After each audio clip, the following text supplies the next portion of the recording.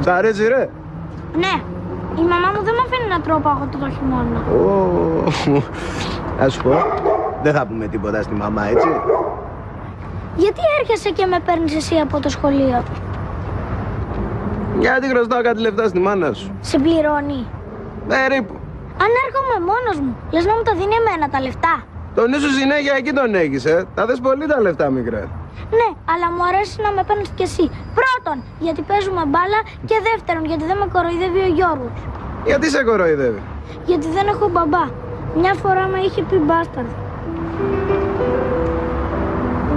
Και εσύ τι έκανες? Πήρα μια κασετίνα και την έχω έσω στην κεφάλα.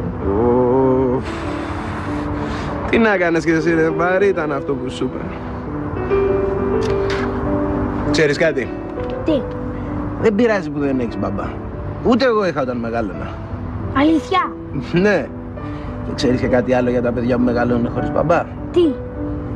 Αναγκαζόμαστε και γινόμαστε πιο δυνατά απ' τα άλλα. Αλήθεια? Αλήθεια, ρε φίλε. Σιγά, ρε. Άστα, πάρουμε άλλο.